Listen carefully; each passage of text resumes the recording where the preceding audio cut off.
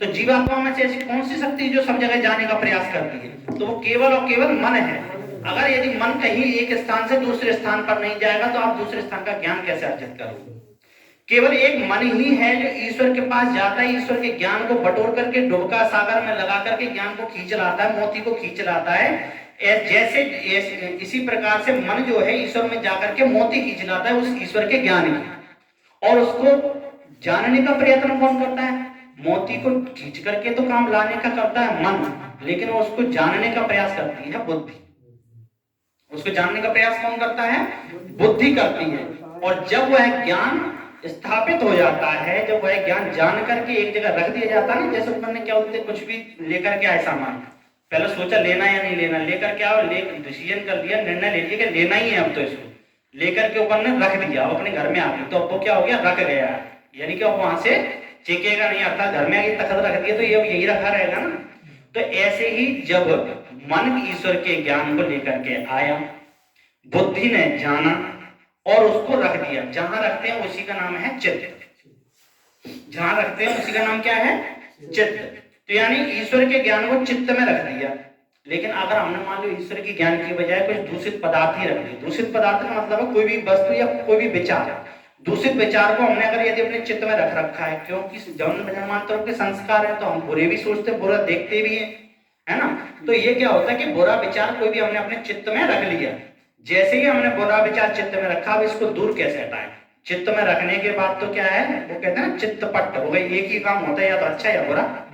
वो कहते हैं या तो चित्त हो गए, चित्त यानी हारे गए, और पट्ट हो गए, जो भी है चित्तपट हो गया, मतलब हार जीत का फैसला वही हो गया। तो चित्त में रखते ही तो वहां पे कहते हैं कि इस चित्त से भी दूषण को निकालने का काम योग करता है। तो कैसे करता है? तो क्या कहते हैं उसमें?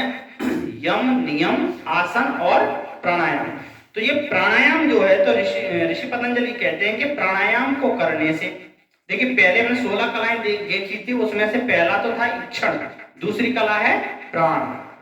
तो ये प्राण के ही आयाम हैं विभिन्न प्रकार के, अपान, व्यान, उड़ान, ये अलग अलग हैं, इन पे भी चर्चा करेंगे। लेकिन ऊपर पहले समझते कि प्राणायाम में प्राण को ही शुद्ध किया जाता है। अगर ये प्राण शुद्ध हो जाते हैं तो प्राण के बाद ही तो हमने बताया ना 16 कलाओं में लास्ट में जाके तब इंद्रियां बन रही हैं।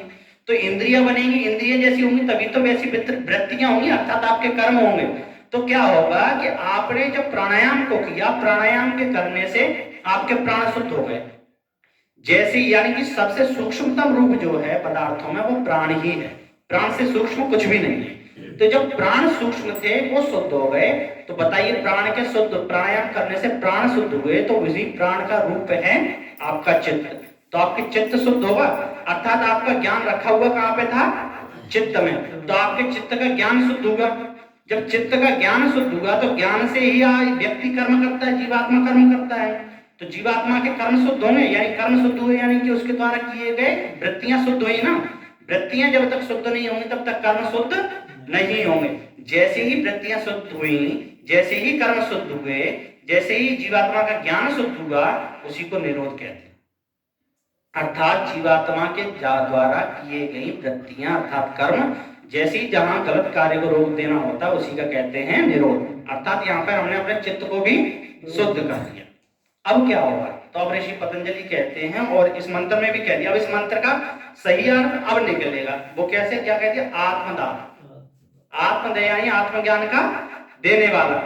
जब अपने मन को उस ईश्वर के बीचों बीच बैठाकर अपनी बुद्धि और वृत्तियों को उस ईश्वर से युक्त कर देने में, उसके बाद जब ईश्वर कृपा करते हैं, यानी कि आपने उसकी बुद्धि को किस में लगा दिया? ईश्वर को जानने में, तब ईश्वर अपनी कृपा करके अपनी आत्मा को दे देंगे। अपनी आत्मा को क्या करेंगे? दे देंगे। अब इसमें एक और विडंबना कि आत्मा को दे देंगे, इसका मतलब ये है कि ईश्वर पे बहुत सारी आत्माएं, या मान लो बहुत नहीं एक ही है, तो ईश्वर ने अपनी आत्मा दे दी तो ईश्वर पे बचा क्या? आत्मा का मतलब है ईश्वर अपना ज्ञान दे देते हैं। क्या दे देते हैं? ज्ञान दे देते हैं। और सच में ईश्वर की आत्मा भी ज्ञान ही है। अगर ईश्वर से ज्ञान निकाल दो तो ईश्वर के पास क्या बचा? अगर ईश्वर में से ज्ञान को निकाल दो तो ईश्वर में भी कुछ नहीं बचा, क्योंकि जीवात्मा भी तो अपने अल्पज्ञ ज्ञान को सर्वज्ञ बनाने के लिए ईश्वर के पास जा रहा है, अर्थात ज्ञान के लिए जा रहा है।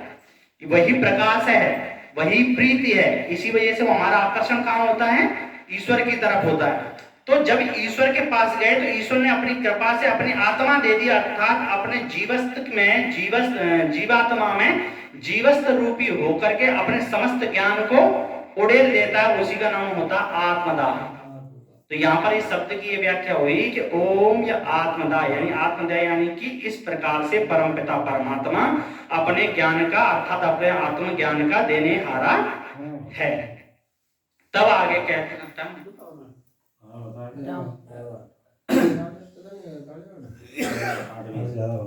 तो एक शब्द और बोल देता हूँ, फिर उसके बाद फिर अगले मंत्र की बाकी चर्चा बाद में। तो देखिए इसमें कह दिया कि आत्मदया यानी ईश्वर ने अपने आत्मा का ज्ञान किसको दे दिया, जीवात्मा को दे दिया था, तो उसमें प्रकटन। तो फिर क्या करते हैं कि परमपिता परमेश्वर जीवात्मा को क्या करते हैं, अपना शरीर बना लेते हैं और फिर उसी प्रकार से कार्य करते हैं जैसे ईश्वर खुद करना चाहते हैं, वही कार्य उस जीवात्मा से कराते हैं। अगला दिया है कि बलदा, ओम या आत्मदा बलदा। अब बलदा यानी बल देने वाला। अब कौन सा बल देने वाला है, जब जीवात्मा में परमात्मा स्थापित हो जाते हैं तो वहां पर ईश्वर 3 प्रकार का बल देता है और जीव परमात्मा से इन्हीं 3 प्रकार के बल की कामना करता है। पहला बल है शारीरिक बल, और दूसरा बल है आत्मबल, और तीसरा बल है सामाजिक बल। जिन 3 बलों की हम चर्चा करते हैं, तो पहला आत्मबल, शारीरिक बल का मतलब क्या, शारीरिक दृढ़ता होनी चाहिए, अर्थात शरीर बलवान होना चाहिए, शरीर सुदृढ़ होना चाहिए। तो ये क्या हो गया, शारीरिक बल। अब आत्मबल क्या हो गया, आत्मबल का मतलब है जब परमात्मा, इसका अभिप्राय यही है आत्मबल का, जब परमात्मा और आत्मा दोनों ही एक जगह स्थापित होकर के दोनों का ज्ञान प्राप्त कर लेते हैं, उसी का नाम आत्मबल है। अब देखिए ये कहती है कि दोनों का ज्ञान, इसका मतलब जिसके पास स्वाभाविक ज्ञान था जीवात्मा के पास, क्या उसको पहले भी अपना ज्ञान नहीं था कि मैं कौन हूं, नहीं था। और परमात्मा का ज्ञान तो है, यानी कि परमात्मा ही है जो पहले से जीव अनादि है, लेकिन वो भी अनादि जीव के सब जगह होने से जो क्या कर्म कर रहा है, अर्थात उसको जानने वाला, उसके स्वरूप को भी जानने वाला है। इसलिए परमात्मा जीव का भी ज्ञान कराता है जीवात्मा को कि तू कौन है। इसीलिए तो ऋषि दयानंद भी जब ब्रजानंद के पास गए थे तो उन्होंने यही प्रश्न किया था, जब कहा था ना ब्रजानंद जी ने ये कौन है, तब ऋषि दयानंद ने क्या कहा था, मैं यही तो जानने आया हूं कि मैं कौन हूं। अर्थात जीवात्मा के अंदर जब परमात्मा स्थापित होते हैं तभी जीव को भी यह ज्ञान होता है कि मैं कौन हूं। तो जब जीव के अंदर परमात्मा प्रकटन कर लेते हैं, यानी उनकी शक्तियों का प्रकटन हो जाता है, तो उस समय पर जीवात्मा सत्यकामी, धर्मात्मा, सत्यकारी, सत्यमानी होकर के सदा सत्य को सत्य, मिथ्या को मिथ्या कहता है, और मिथ्या को मिथ्या कहकर सत्य को सत्य कहकर कभी भी निर्भय नहीं होता, बल्कि निरहंकार होकर के, निर्भय होकर के अपनी बात को कहता है और उस बात को कह करके आनंदित होता है, अर्थात डरता नहीं है कभी।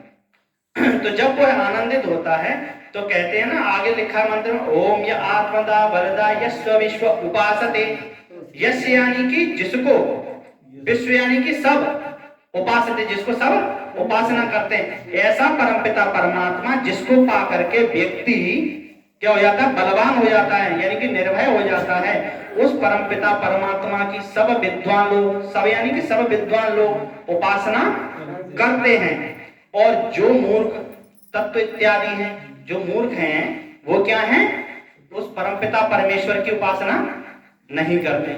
मूर्ख क्या है, जड़ है। अब इसकी आगे चर्चा फिर करेंगे, मूर्ख का यहीं पे खत्म करते हैं। मूर्ख क्या है, जड़ है, अर्थात जिसकी बुद्धि जड़ है वही मूर्ख है। इसी के साथ अपनी वाणी को विराम देते हुए इति।